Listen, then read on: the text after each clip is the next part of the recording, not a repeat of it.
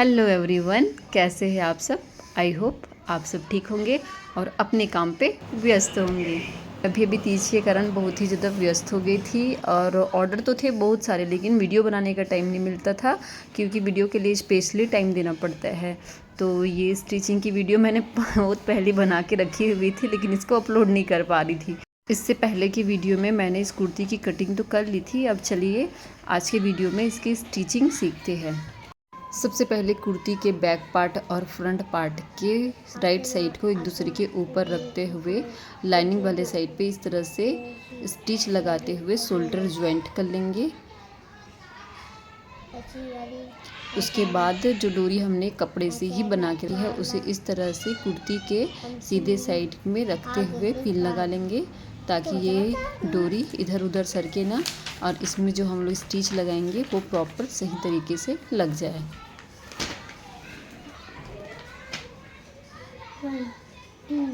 अब इसके बाद ये पिन निकाल लेंगे। अब यहाँ पे गला फोल्ड करने के लिए मैंने 1.5 इंच की चौड़ाई में उरेब की पट्टी काट ली है और इस तरह से उसे नेक पे डबल फोल्ड करते हुए पूरे नेक में सिलाई लगा लेंगे। एक पैर का मार्जिन देते हुए ही सारे पट्टी स्टिच कर लेंगे। और यहाँ पे याद रहे कि नेट का फैब्रिक जो है वो थोड़ा सा भी खींचने में बहुत ही ज़्यादा फैल जाता है, तो बहुत ही हल्के हल्के हाथों से इस नेट के फैब्रिक में पट्टी लगाने होगा।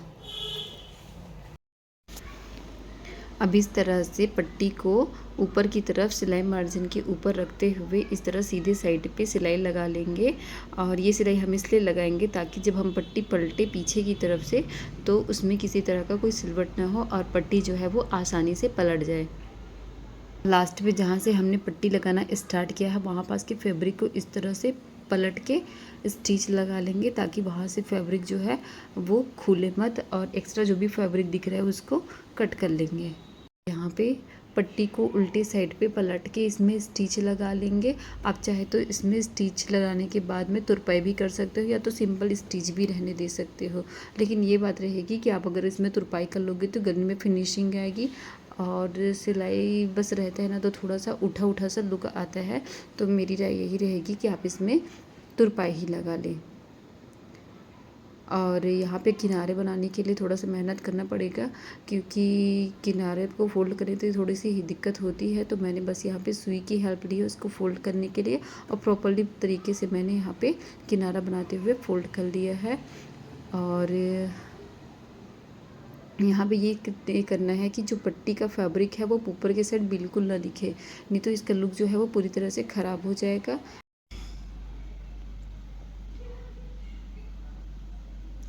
लाइनिंग वाले फैब्रिक का गला हमने पहले ही कच्ची सिलाई करके मोड़ लिया था, उसे मशीन से नेट की फैब्रिक पे पक्की सिलाई लगानी है इस तरह से।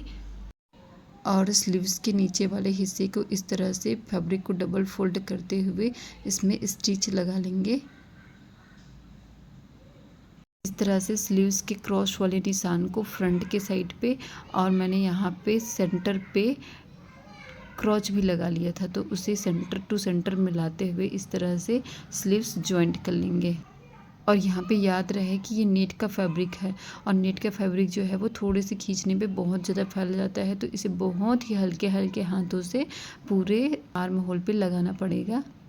चलिए सेंटर ज्वाइंट करना स्टार्ट करते हैं। सबसे पहले मैं सेंटर से सिलाई करते हुए नीचे तक लाऊंगी, नीचे से फिर से मिडिल तक ले जाऊंगी फ्रंट वाले पार्ट को। यहाँ पे मैं फ्रंट पार्ट की सिलाई कर रही हूँ, उसके बाद मिडिल से फिर नीचे की तरफ आऊँगी इस तरह से बैक वाले पार्ट में और बैक वाले पार्ट पे नीचे से फिर इस तरह से ऊपर की तरफ जाऊंगी और इतना करके मैं अपना सिलाई कंप्लीट कर लूँगी। इससे स्लीव्स में 2 राउंड लग जाते हैं और हमारा स्लीव्स जो है पूरी तरह से बन के कम्प्लीट हो जाता है। चलिए मैं यहाँ पे फिर फिटिंग की मार्किंग करती हूँ। सबसे पहले मैं सेंटर लाइन ले लूँगी और सेंटर लाइन लेने के बाद में सबसे पहले हम चेस्ट की मार्किंग करेंगे।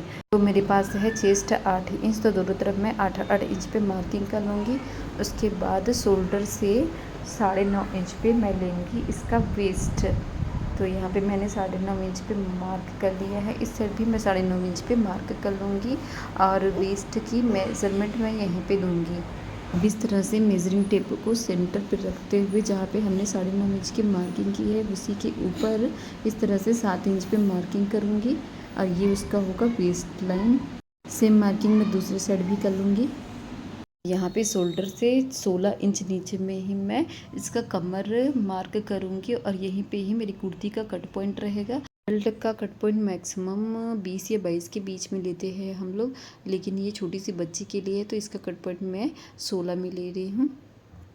अब बारी है स्लीव्स की, तो स्लीव्स राउंड यहाँ पे रख रही हूँ मैं 4 इंच पे, और 4 इंच पे मार्किंग करने के बाद इस मार्किंग को चेस्ट लाइन से इस तरह से स्ट्रेट लाइन खींचते हुए मिला देंगे। वैसे मेरी पूरी मार्किंग जो है वो कंप्लीट हो चुकी है, तो चलिए फिटिंग की सिलाई लगा लेती है।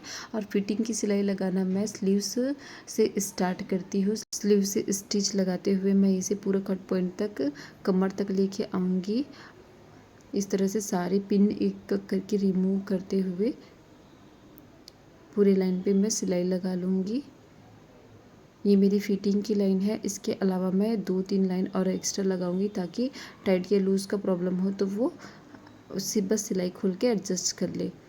अब इस तरह से इसे फिर से दोबारा मोड़ देंगे और इस तरह से हमारी फिटिंग की सिलाई जो है वो पूरी तरह से कंप्लीट हो जाएगी। अब लाइनिंग के कपड़े के नीचे वाले भाग को इस तरह से डबल फोल्ड करते हुए इसे सिलाई लगा लेंगे। तो सेम सिलाई हमें कुर्ती के नीचे वाले पार्ट में नेट वाले फैब्रिक पे भी लगानी होगी। तो सेम सिलाई लगा के हम नीचे वाले पार्ट को दोनों साइड को, फ्रंट बैक दोनों पार्ट को नीचे सिलाई लगा के कंप्लीट कर लेते हैं। अब बारी है साइड फोल्डिंग की। तो साइड फोल्डिंग के लिए सबसे पहले अपनी कुर्ती के नीचे वाले भाग में अपने हिप का चौथा हिस्सा मार्क करें, जैसे मैंने कटिंग में बताया था। वहाँ पे मार्क करने के बाद में उस मार्किंग और फिटिंग वाली मार्किंग को मिलाते हुए इस तरह से एकदम रफली कच्ची सिलाई, बड़े टाँके वाली सिलाई लगा लेनी है, जैसे मैं लगा रही हूँ। ये जो है वो साइड फोल्डिंग का सबसे आसान तरीका है। इस तरीके से आपकी साइड फोल्डिंग जो है वो प्रॉपर तरीके से हो जाती है और आपके साइड फिटिंग में किसी भी तरह के बबल्स या पफ नहीं बनते हैं। अब इस तरह से फैब्रिक को रखते हुए फोल्डिंग वाले कपड़े को इस तरह से डबल फोल्ड करते हुए इसके ऊपर सिलाई लगा लेंगे और ये सिलाई हमें आगे तक फिटिंग पॉइंट तक लगाती रहनी होगी। इसी तरह से कपड़े को एडजस्ट कर करके इसे डबल फोल्ड करते हुए आगे फिटिंग पॉइंट तक ले जाना है हमें।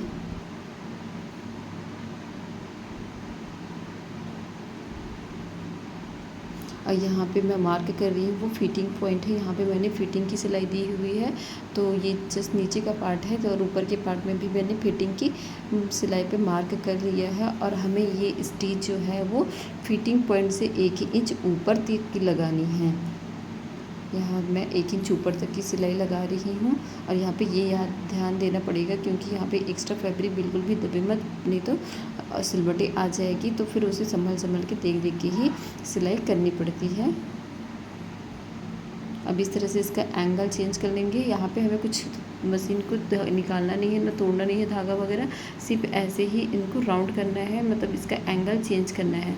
अब मैं दूसरी पट्टी फोल्ड कर रही हूँ, इस तरह से अंदर की तरफ दूसरी पट्टी फोल्ड कर रही है। अब इसे एक स्ट्रेट लाइन में स्टिच लगाएंगे। देखिए स्ट्रेट स्टिच लगा रही हूँ मैं।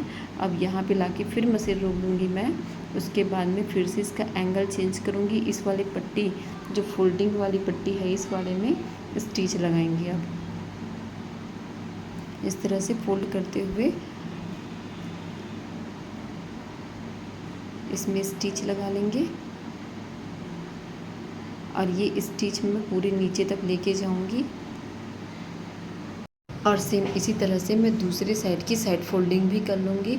और देखिए सकते हैं अब यहाँ पे जो हम लोगों ने रफली बड़े टाकों वाली स्टिच लगाई थी बीच में, उसे धागा खींच के इस तरह से पूरे धागे को निकाल लूँगी इस तरह से। उसके बाद इसकी जो साइड फिटिंग है वो प्रॉपर आई हुई है, बहुत ही फिनिशिंग से बनी हुई है। इस तरह से एक सिंपल से लटकन बना के मैं इसकी डोरी पे लगा लूँगी और ये पूरी तरह से कंप्लीट हो गई है मेरी कुर्ती। आई होप आपको इसकी पूरी स्टिचिंग समझ में आई हो। अगर आपको समझ में नहीं आया हो, कुछ भी पूछना हो तो आप मुझे कमेंट कर सकते हैं, मैं आपकी कमेंट का ज़रूर रिप्लाई करूँगी। And heartly thanks for watching.